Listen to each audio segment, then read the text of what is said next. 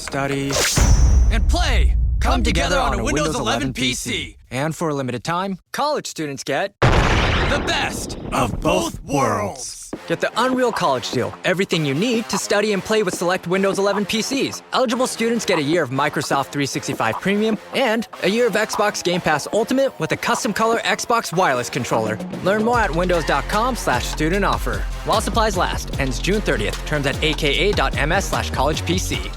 Get business done with the new American Express Graphite Business Cash Unlimited card. With unlimited 2% cash back on all eligible purchases, unlimited 5% cash back on flights and prepaid hotels booked through American Express Travel Online, and a flexible spending capacity that can grow with your business, you'll have the confidence to keep building. Apply today and earn a welcome offer of $1,500 cash back after you spend $50,000 in qualifying purchases on your new card within the first 6 months of card membership. Terms apply. Learn more at go.amex/graphite.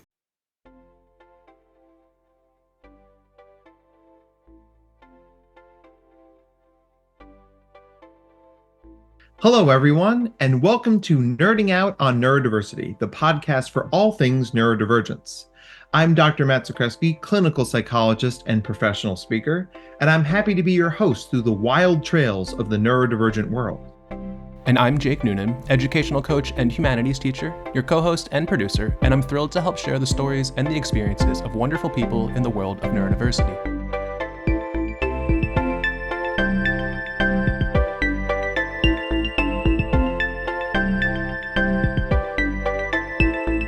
We're really excited for today's guest, which we are going to say a lot because we're always really excited about every guest we get.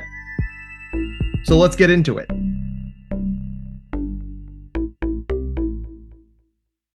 Well, hello, everyone, and welcome to another episode of Nerding Out on Neurodiversity. I'm your host, Dr. Matt Zakreski, clinical psychologist, professional speaker, wearer of many hats, published author. I think I host a podcast. Am I hosting a podcast right now? I probably am. With me, as always, is the screech to my Zach Morris, Mr. Jake Noonan. Say hi, Jake. Hey everybody, great as always to be here. Dr. Matt, don't hate me for this, but Saved by the Bell was a little bit later for me. So I do get the reference. I do get it, but I never actually watched much of Saved by the Bell. No! See, I mean, for us, like early 80s kids, it was like that was the show that was on when you were homesick from school, because like TBS would just run like marathons of it. Mm-hmm. And like, yes, this is what high school will be like. The nerds are over here and they look like this. The cool kids are over here and they look like this. The teachers are all idiots. Only one of those three things ended up being true in actual high school. Oh, man. Which one? Ooh. Yeah. I think I can guess. Right. Let's not bury the lead. We want them to listen to the episode, right? But yes, we all grow up wanting to be Zach Morris, and we all end up realizing most of us are Screech. However, that's not what we're here to talk about today. I would like to introduce our guest, a colleague, a mentor, one of my personal heroes, Dr. Gail Post. Dr. Gail, thank you so much for being here with us today. Thank you for having me. This is so fun because, again, we're colleagues and it's just great to chat with you. So I'm really happy to be here. She called me a colleague. Oh, please. Of course you are. And it's recorded. Yeah, right. Yep. Proof. Oh my gosh. So, Dr. Gail, can you tell our listeners, what is it you do?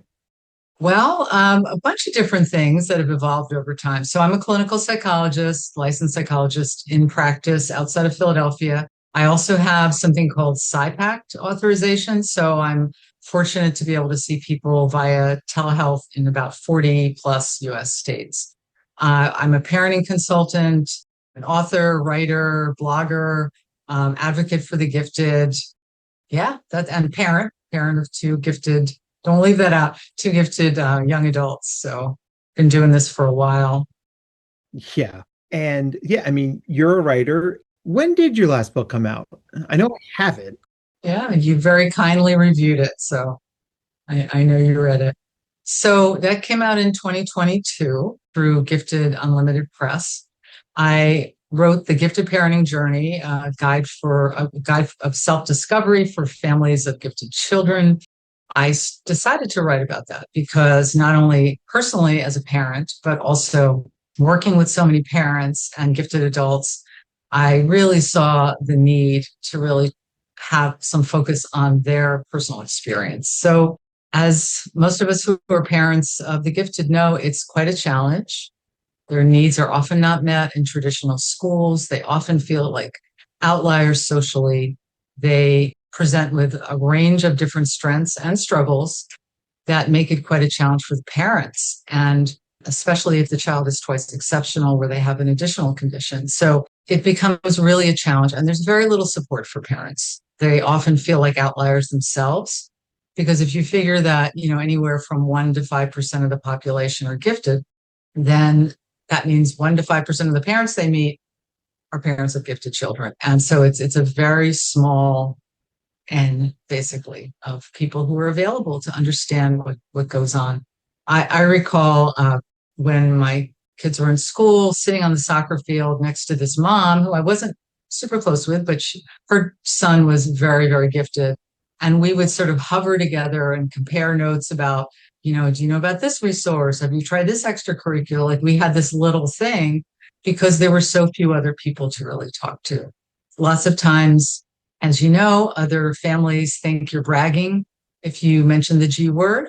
And I know in some of the research I stumbled across in writing this book, one researcher, and the name escapes me right now, but talked about how, I think it was Jolly and Matthews, who talked about how parents of gifted and twice exceptional children, that those with twice exceptional children had a much easier time talking about the condition or disability their child struggled with than actually their cognitive abilities. So parents really feel left out. And my goal in writing that, and actually in the blog I started in 2013, was to advocate for the gifted, but also for the parents of the gifted, because they just don't have the support and resources they need.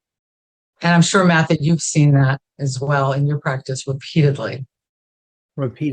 And I reflect a lot on sort of the fundamental differences between, why I wrote my book, right, is that I wanted to provide parents a handbook, a playbook to say, like, yes, you've got a different kid. This is going to be a different journey, because there are reams and reams of paper and numerous books and thousands of pounds of bites that say, hey, how to raise kids.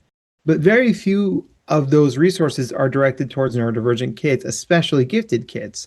So, like, while parent A is like in the pickup line, oh, can you believe that they won't clean up their room? I've got to take them to Boy Scouts. You're like, my kid tried to create a Hadron Collider in the basement yesterday, and now I have to talk to the CIA later because they're a little bit concerned. And then I've got to get them to their Latin class so they can get to this tutoring session they have at the local community college, because Lord knows they've outpaced the teacher at the middle school. And like you said, it's hard to talk about the things our kids need without sounding like we're trying to flex on other parents, right? Exactly. My kid has a tutor for Latin. Like, no, the only way to get my kid calm is to give them the intellectual food they desperately need to eat. Yeah. And I just want to put a plug in for your book, Matt, because it's an excellent book for anyone with a child who is even close to being neurodiverse, and has also great parenting advice, even for those who have neurotypical kids. But I agree with what you're saying, that it's just so hard for families, and they're often just trying to keep up, trying to catch up to where their child is, so their child doesn't tank and become depressed and anxious and miserable, or just coast through school, never develop the executive functioning skills they need until wham, they're hit by, at some point, maybe in college, maybe in the workforce. They have no idea how to really focus and study. So, there's a stereotype, a really awful stereotype, that parents of the gifted are just adoring of their children and blind to their children's flaws and bragging and think their child is the best. And in fact, I have never come across anyone like that with a gifted or neurodivergent child. Never. They're like, I am so desperate, I don't know what to do. I'm so afraid of leading them down the wrong path. And I can talk a little bit later about some research that I've been doing on this, but they're just really desperate and really in need of support. Absolutely. And I don't know if you saw Jake and my faces when you said they coast through school and they don't develop the executive functioning skills needed. We're both like, it's me. Absolutely. Across the board. Oh, I know him. Of course I know him. He is me. Yeah. Yeah. I've always seen you, Gail, as sort of the other side of the coin of the work that I do, because like I'm primarily a kids and teens therapist.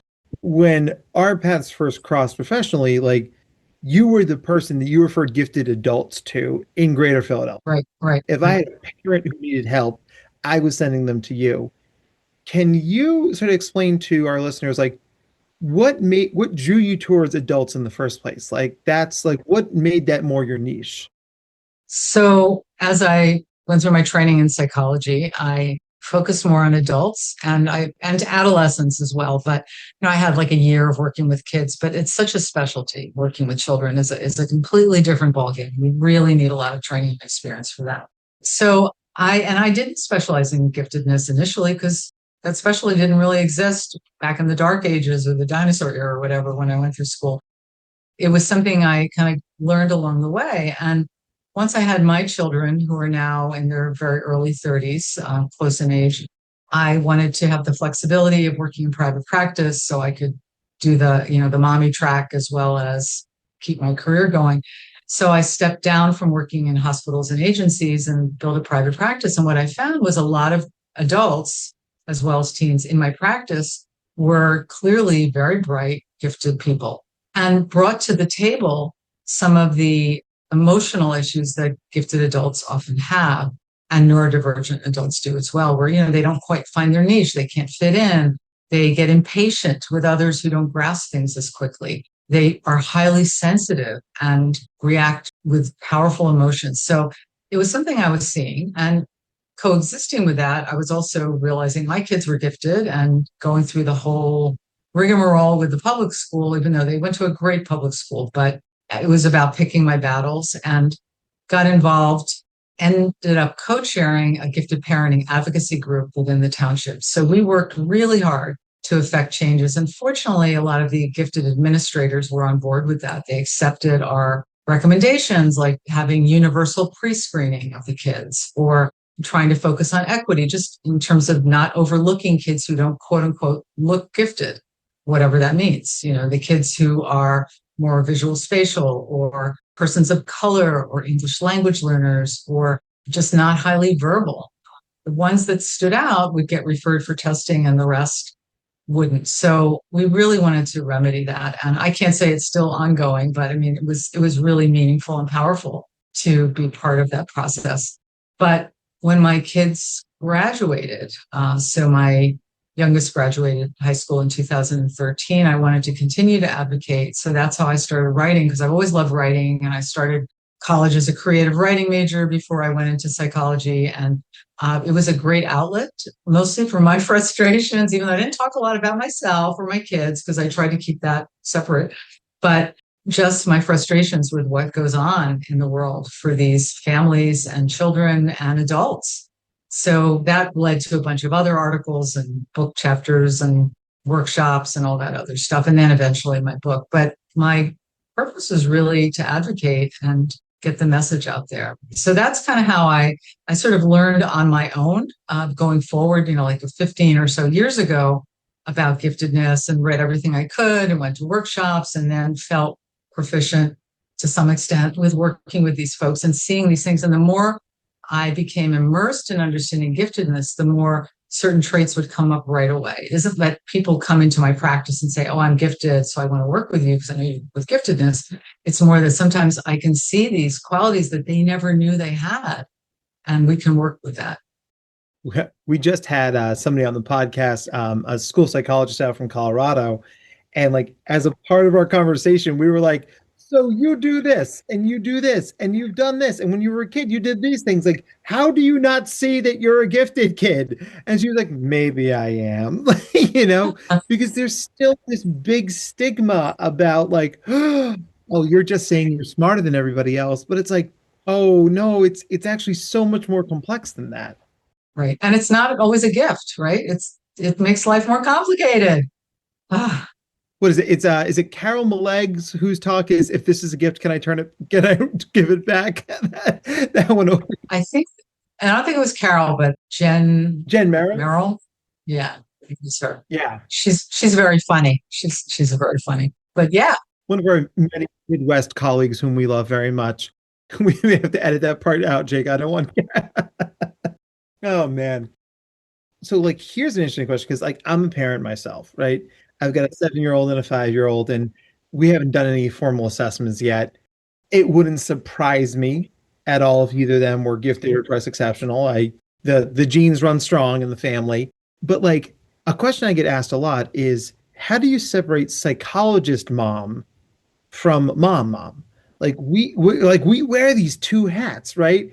And like both of my parents growing up were clinical psychologists. So I got a lot of like life experience and like Dr. Mom versus mom. But like, what was your journey like in that? Because I would wager that was something you were trying to learn on the fly. yeah. Well, raising two gifted kids, raising two boys who were close in age was a challenge in and of itself because there's a lot of wild energy in the household. Yeah, I as you probably experience, it's hard to turn off our psychology brains. Like once you kind of get into this, you see the world a little differently. So I would see things and be sort of on top of it, but really try to contain my own anxiety as best as I could or concerns. And sometimes, I would be very straightforward. One of my kids one time in 12th grade came home looking a little, not totally straight and sober. And, I talked to him about it. So, you seem whatever. And he's like, oh, I wish you weren't a psychologist. Other moms don't notice these things, so that was like a brief blip. But normally, I think it's hard to turn this off. So I think I've heard stories from other adults who've had parents who were therapists and they felt that their parents sort of psychoanalyzed them and, dug really deeply and was very, I don't know, in their face about things. I mean, I really tried not to do that at all. I completely backed off. I mean, now that they're adults, we can have much more in-depth conversations. But my kids were really perceptive about the world around them. I remember one of them came home in third or fourth grade from the school bus and was like, I was waiting on the bus to leave the school and watching some of those kids misbehaving out there. And I was trying to figure out what is leading them to misbehave.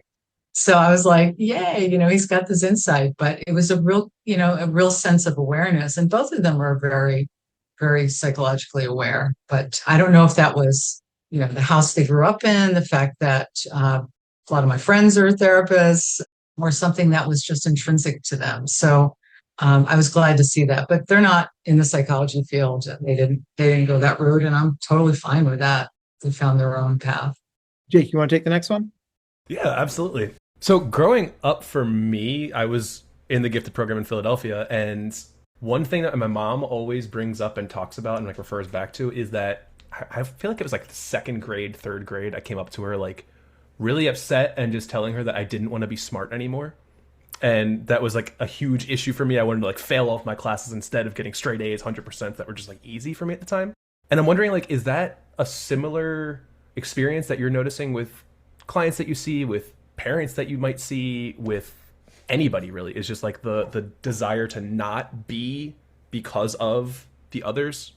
Absolutely. There's this hiding, this masking, this avoiding, denying it, which, I mean, you sound precocious when you brought it up, but it usually often starts in middle school where they want to fit in and will do anything possible to hide who they are. There are a few who kind of navigate themselves into, the nerdy group. As Matt, you were saying, there's two kinds of kids in school and they find their niche and they're fine with that. But a lot of others feel tremendous shame. Like, I am so different. I am so weird. I just don't fit in. I just want to fit in. I just want to be one of the quote unquote normal kids. It's really hard for them to see that they're fine just the way they are.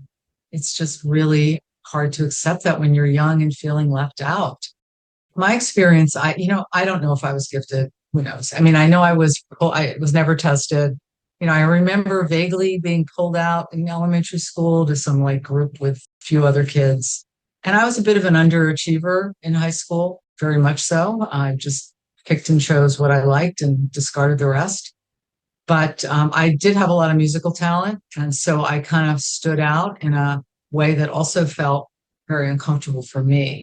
In a way, like, I don't want to be one of these concert pianists that's so weird and different. And once I hit middle school, it wasn't even the kind of music I liked at that point. And so I really kind of toned down what I was doing and really kind of tried to keep it hidden, except for my closest friends, which is ridiculous, right? You know, I had this ability, and a lot of musicians in my family, professional musicians, and my kids are both musicians, although they haven't gone into that as careers, but they're very talented. They seemed more comfortable with that than I was. You know, so I didn't have exactly your experience, Jake, but something somewhat similar. Yeah, I think that the experience of being a gifted boy, I think, is particularly interesting here, because before I knew it was called masking, right? I did a lot of masking as a kid. Like, I sort of soft played how smart I was. Like, I just got lucky, you know. Yeah. You know, I remember making the state quarterfinals in the spelling bee, and everyone was asking me for it. I was like, guys, I just kept getting easy words. Like, no, like, it's hard to spell pterodactyl. It's hard to spell photosynthesis. I got out on rhubarb. It haunts my dreams. Ooh. Right? Least favorite pie now? I got out on rhubarb in middle school, and I got out on Pakapoo when I got invited up on stage for the touring production of the 23rd annual Putnam County Spelling Bee musical. Pakapoo. It's a Japanese style lottery. Who knows how to spell that word? I'm fine. It's okay. But, like, it's not to say gifted boys can't rough and tumble or play sports or like slime or fart jokes or whatever. But I always felt so out of sync with my male peers, because it was like, professional wrestling, let's have sword fights. And I was like, does anybody want to build a treehouse or play with Legos? They were like, those things are lame. Let's punch each other in the throat. Yeah. And like, it was just not my thing. And like, it really wasn't until I got to high school and found, you know, the arts, musical theater in particular, where I was like, oh, these are my people, because men are not socialized to have big feelings. But that was a place where you could be very dramatic and emotional, and it wasn't just not frowned upon, it was actually encouraged. So like, I think nerdiness can look like a lot of different things for a lot of different people, but we've got to encourage all of our kids to find those spaces so they can be the most authentic versions of whoever they're going to be. Exactly. And that's something for parents to really look far and wide for extracurriculars, activities. Some of them are very low cost too. It doesn't have to be something highly expensive. My kids were in a chess club that cost $5 a year, and it was amazing for them, and they still play chess. So it's so important for them to be able to breathe that sigh of relief. It's like, I found my people. I remember when my oldest was in ninth grade, where they had started having a lot of honors and AP classes. Even though he'd been in the gifted program, it was just a pullout mostly, and it wasn't that great. So he just came home. It's like, oh my gosh, finally, I feel like I can breathe again. You know, that he had been holding in as much as he could from showing what he knew and his curiosity and his interests, and finally found something that really was a relief, even though it wasn't enough, and he had ended up getting other things. But it is so important to help these kids, and boys especially, under tremendous pressure. I remember reading one piece of research that in middle school, gifted boys do okay as long as they're really athletic and also attractive. So that will the other kids will sort of overlook the giftedness, right? And appreciate them for their athleticism. But if they're not really athletic, forget it. It's really, really hard. Can I just say, I feel so validated right now, because like, when I talk about like this growing up gifted stuff, when I do talks, I'll be like, listen, you can do okay as a kid as long as you're athletic or attractive. Probably quoting the same study you're talking about. And people scream at me for that. They're like, nobody cares about how attractive your kid is. Like, I was like, I don't mean attractive like I want to hook up with you. I mean attractive like, you know, what is beautiful is what is good. It's one of our fundamental human shortcuts, right? Why do you think people on bus ads are attractive people, whether they're selling hemorrhoid cream or real estate? It's like, oh, that's a very pretty person. What are they selling me? Right. So thank you. Yeah, I feel very validated right now.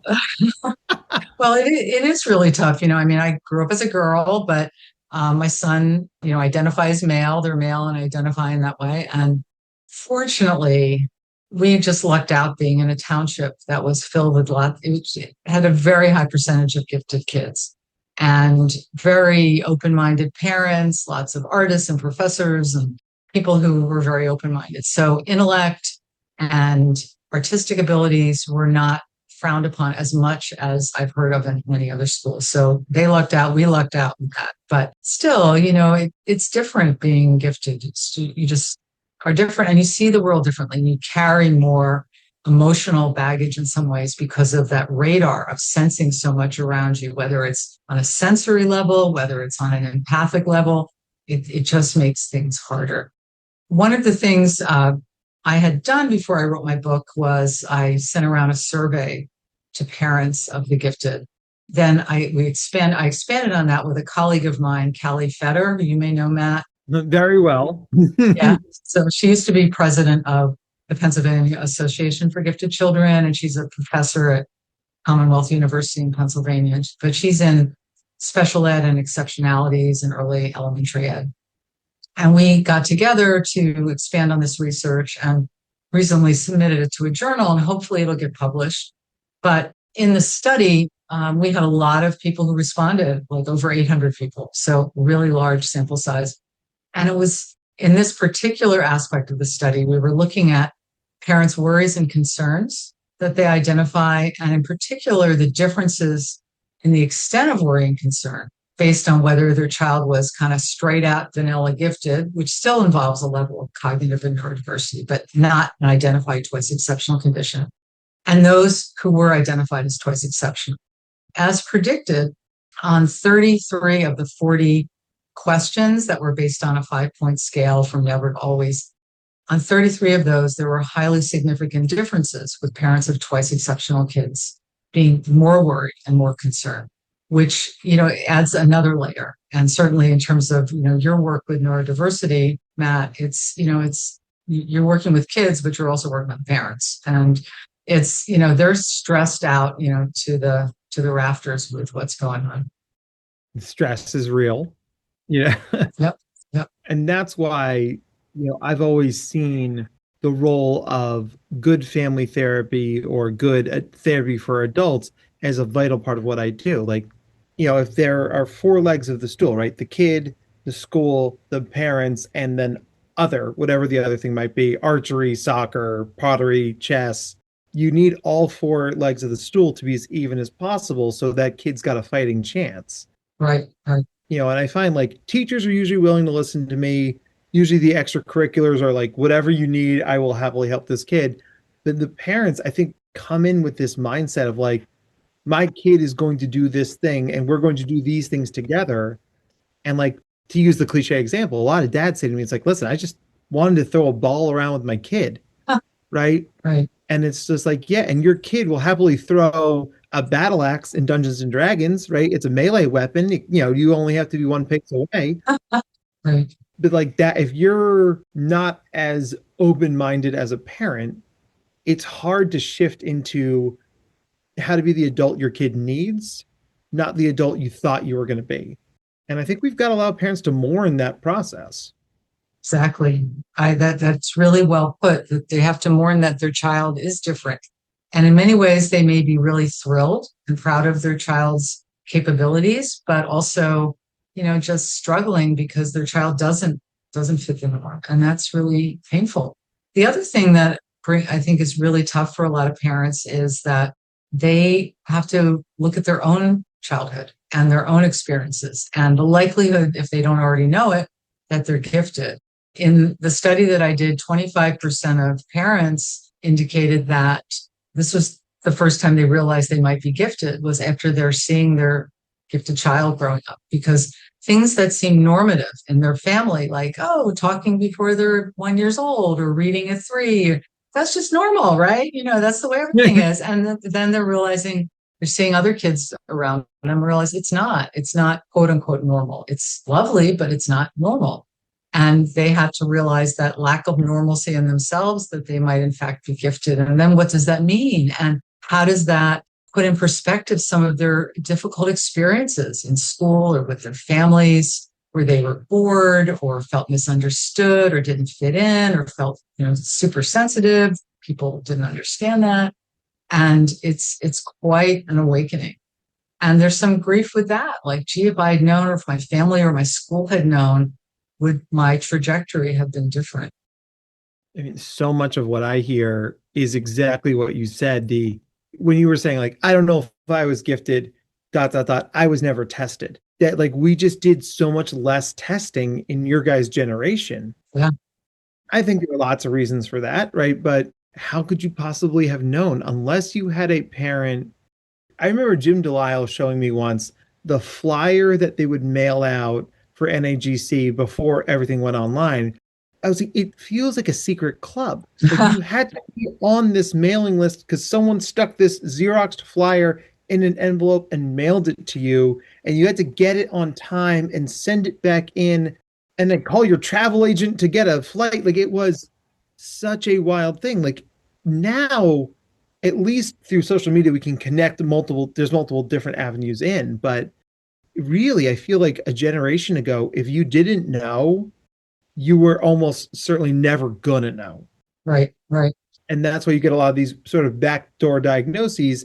My kid is X. Do you think I am this too? And I'm like, oh, sweet honey child, of course you are. Right. Like, welcome to the club. Jake, was that your mom's experience, bud? Oh, absolutely. We're like going through it now in like real time, where like, because I got diagnosed ADHD like a handful of years ago, but looking at like my whole childhood up to now, and then seeing my mom's entire life up to now, and seeing her habits, the things that she does, and then on the other side, seeing my dad's habits, the things that he does. Like, on one hand, I wish that my dad was tested for giftedness, especially growing up, because it's 100% there, but like, he didn't know. And then on my mom's side, knowing that like the ADHD diagnoses weren't really there. So much support could have been there for both of them, and so much hardship could have been like handled better or differently. Not that like they're not amazing people, because they both are, but like as their kid, I wish that they had those kind of experiences to be able to learn more about themselves, who they were growing up, and why they're doing the things that they do, and how they can like understand that more. Yeah. I'm sorry you all went through that. I mean, that's just so telling. I see that a lot in my practice, especially with ADHD, where they're not seeing me because of their kid. They'll say, oh, my child was just diagnosed. And then they're like, but they diagnosed them with these behaviors that I sort of have. So maybe I have this too. And it's, again, it awakens them to what's going on in the world. But, I also liked what you had mentioned, Matt, about the sort of the secret club. And that's, I think, what it feels like for a lot of families, or even adults who are gifted. Like, we have to kind of keep this secret. And I do a lot of writing still, and I write a lot on Medium and Substack as platforms. And my most recent article out there, which is they're also on my blog as well, Gifted Challenges, was about an experience my kids had with something that us parents labeled the super secret double accelerated English language arts. Because there was, in sixth grade, there was this push to allow, and I say that strongly, like 25 kids out of like 300 some kids to be in this class that was very high level, very exploratory. The reading was really challenging. It was wonderful. It seemed more like the old formal salons that they used to have, or a college seminar where they could just, kick back and talk and express things. And it was really amazing. And as parents, we were all thrilled that they had that opportunity, but we felt like we had to keep it really secret, because once word got out to administration or the school board or some other parents, they would have labeled it as elitist and unfair. And sure enough, a few years later, it got shut down. I mean, not surprising. But, that's the kind of thing where just offering these children what they need at their level, it's nothing special, it's nothing privileged, it's at their level, is somehow seen like they're getting something special when they're not. I wish it wasn't like that, too, because, like, that's where real education, not that nothing else is real education, but, like, as a humanities teacher, like, I'm all about discussions, critical thinking, like, sit down, talk about the topic together for like an hour and explore it real in depth. And knowing that those kids got that, and then that it was like kind of just pulled away, is such a disservice to them and their peers, because then those kids bring that critical thinking skills back to their peers, and the peers who couldn't really handle that type of discussion or those kind of like discourse can then learn still from their peers, rather than, we can't have people up here, now we're just going to drop it all down. Yeah. I mean, at least when my kids were in school, and it still goes on in many schools, there was this sense of it will hurt the other kids. Oh, right. Because they'll feel bad. So there's a lot of gymnastics around, trying to make it work, but it never works. And it wouldn't work for the kids who are struggling. I mean, they're going to feel inadequate when they're in a classroom. So they're going to act out or just feel terrible about themselves. And I won't go into what the whole school did, but when you think about it with athletics, for example, you wouldn't put someone like me on a varsity team of any kind. It's like, not only would it not be good for the team, but it would be good for that person because they would feel terrible. Yeah, it's a problem. It's a big problem. And also to like expand on that as well, like taking this resource away from those kids and then putting them back in a normal, like a typical classroom, if they were already struggling in that classroom because they weren't getting the things they needed. And like, they might be failing that class because they like don't like the teacher, they don't like the topic, they might not be able to sit still, like whatever the thing is, you're throwing them back into that rather than giving them what they need. So like, you're doing more of a disservice to these kids by trying to make it so that everybody gets, in a sense, the same.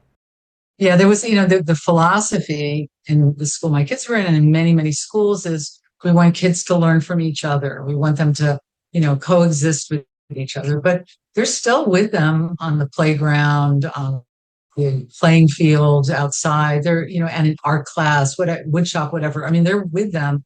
They just don't have to be with them and the other ones. And it's, in the district I'm in, at the end of 8th grade, there was this huge exodus of gifted kids after 2 years of just heterogeneously grouped classes that parents pulled them out into private school. We kept ours in public, and it got better in the high school, and they had some additional stuff they got to do. But yeah, it's really unfortunate and painful for everyone all around. One of my clients said to me recently, it's like, everyone's been telling me my whole life, yeah, elementary school sucks, but middle school will be better. Middle school sucks, but high school will be better. High school sucks, but college will be better. And it's like, those are not lies. They're not inaccurate statements, but I think they miss the sort of fundamental truth of like, how do we make things as good as we can be right now, while also having something to look forward to. I think a lot of systems will use high school will be better as an excuse to keep middle school terrible. And it's like, but why couldn't we make middle school better? And that idea of pushing the accelerated kids down, it's weird because it's like weirdly antithetical to the American like individualism rules thing. Like, I am the squeakiest wheel, thus I shall get the grease. It's almost more of the like Eastern thing, like the nail that sticks up gets hammered down. But we wouldn't apply that way, to go back to your sports metaphor. If you've got a 6th grader who's 6'4" and dunking basketballs, you don't keep him on the middle school team. You give him a travel team. You like say, go play with other kids who are as big and good as you are. And yet we slam on the brakes when it comes to academic acceleration that way. And I've never been able to figure out why. Yeah, it's really awful. And in my work with gifted adults, not just as parents, but I mean, they are still struggling with those long-standing experiences where they just felt shut down, pushed out, misunderstood. So what do you see as the more contemporary issues in the therapy you're saying? Like, as we parent here in 2025, I mean, I would think like screen time is still a bugaboo, but what are the things that parents are coming to you with? I don't know how to handle this. Well, screen time is just, it's ongoing, right? I agree with you. A lot of it is just their social struggles and also behavioral struggles, emotional outbursts at home. If they're not showing that at school, it's certainly at home. Those are big ones. What do I do to help my child not feel so bad about themselves?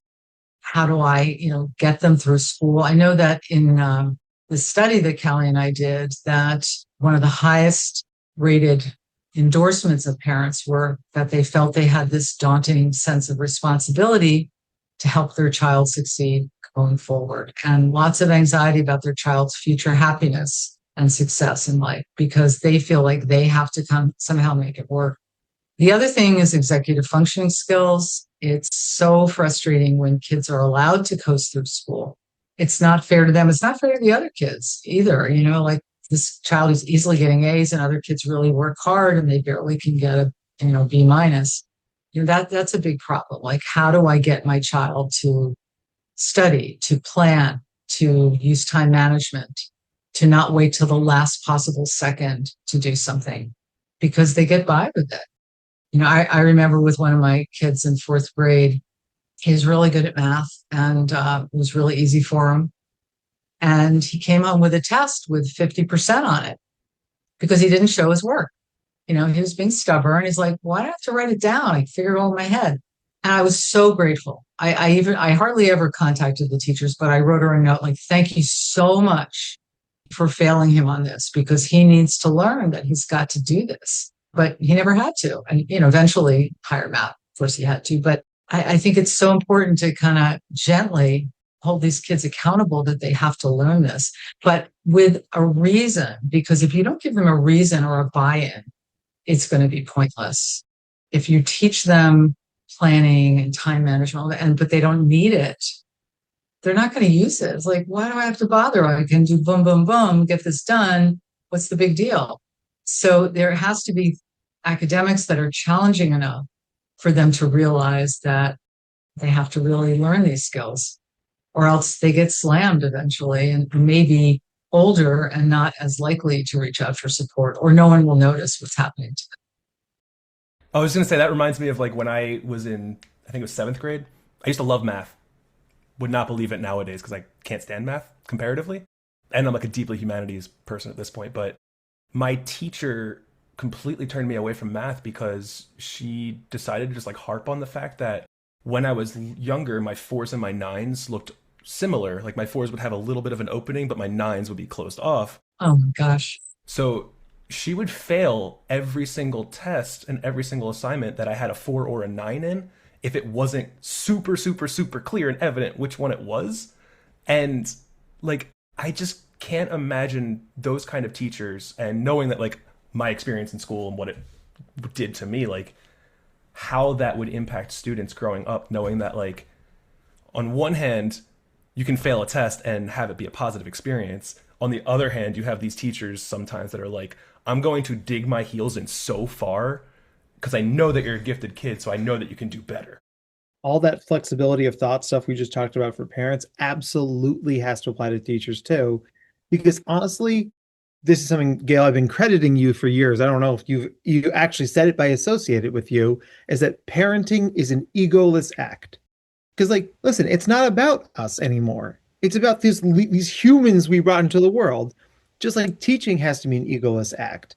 Like a teacher who willingly chooses, and that's a choice, goddammit, about like, these 4s look like 9, so Jake Noonan is wrong. Like, get over yourself or get out of the classroom. Mm-hmm. Like, I have zero patience for that. Like, because that's not testing knowledge. That's not testing application. That's testing blind adherence. And like, frankly, how dare you, right? Like, I just get so fired up about that.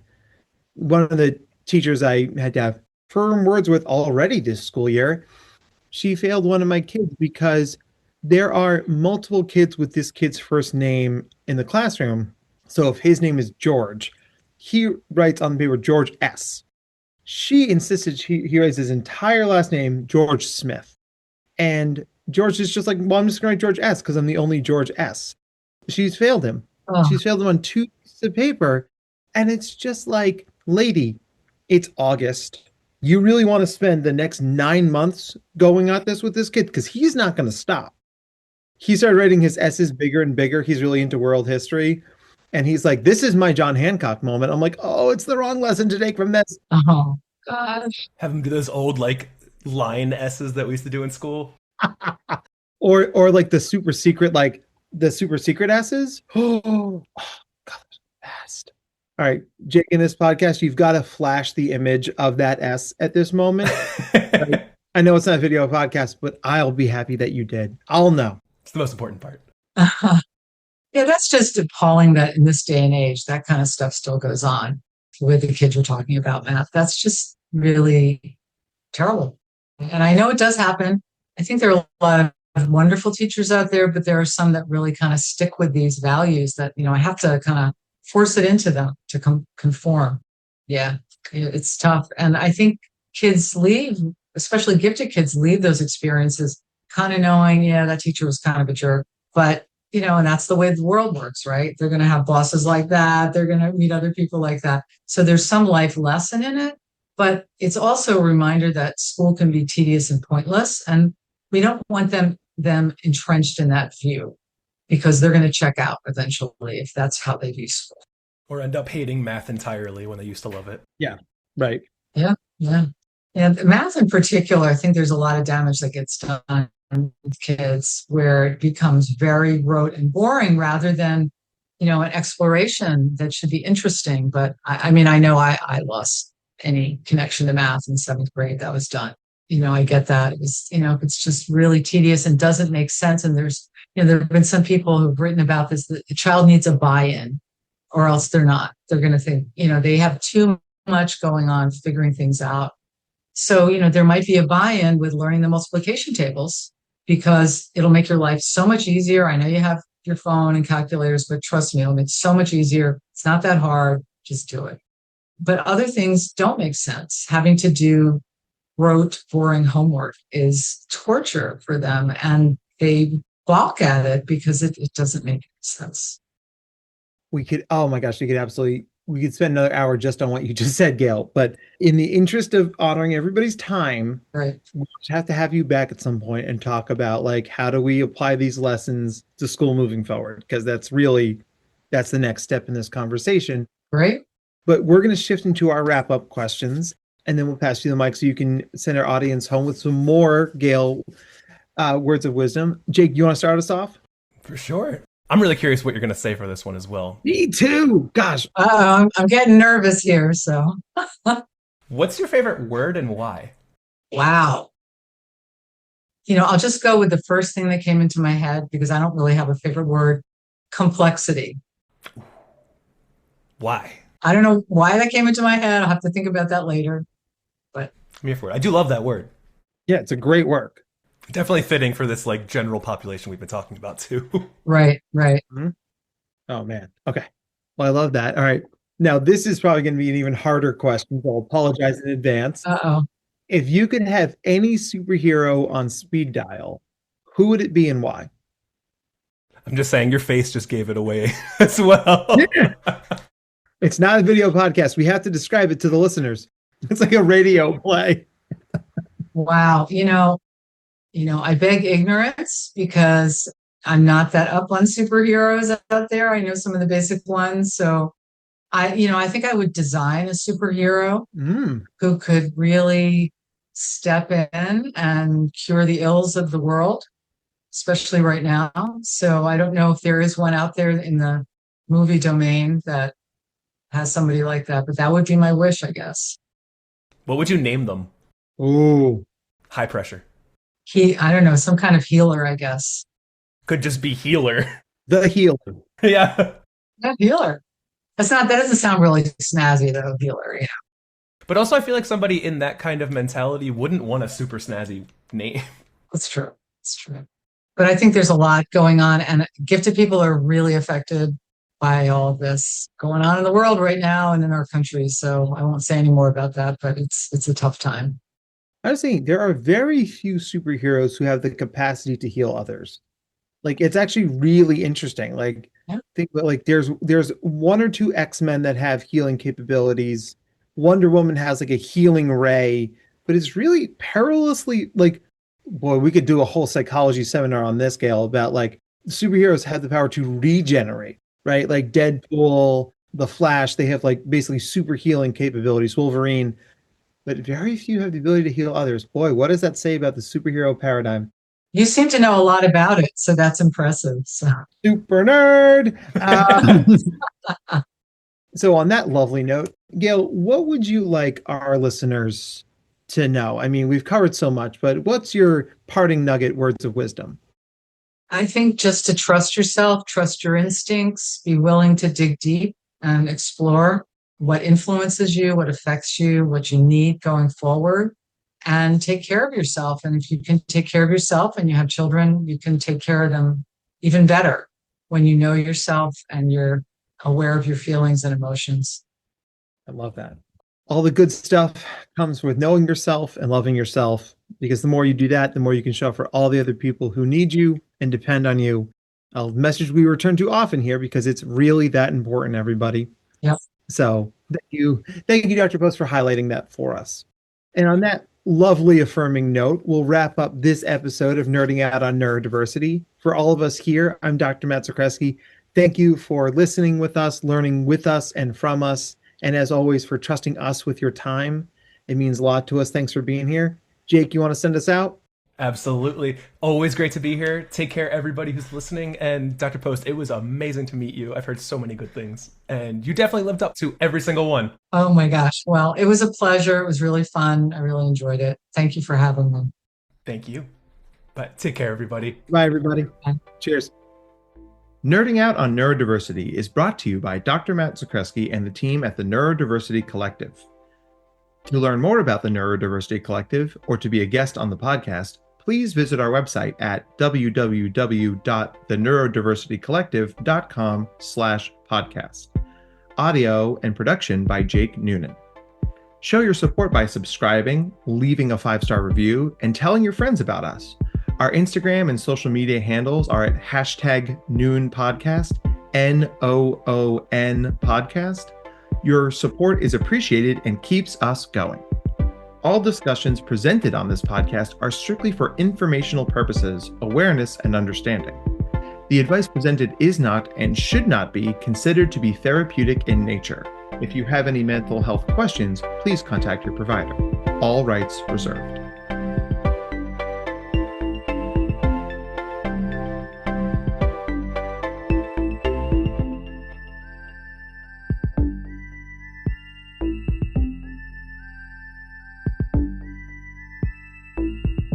The right window treatments change everything: your sleep, your privacy, the way every room looks and feels. At Blinds.com, we've spent 30 years making it surprisingly simple to get exactly what your home needs. We've covered over 25 million windows and have 50,000 5-star reviews to prove we deliver. Whether you DIY it or want a pro to handle everything from measure to install, we have you covered. Real design professionals, free samples, zero pressure. Right now, get up to 50% off with minimum purchase, plus get a free professional measure at Blinds.com. Rules and restrictions apply. A text says, "You're on my mind." A bouquet from 1-800-Flowers says, "You're my everything."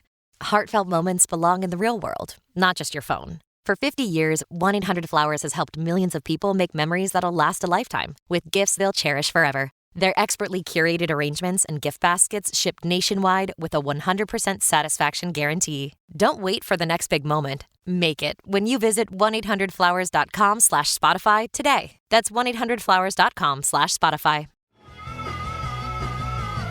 You're listening to the Geekscape Network.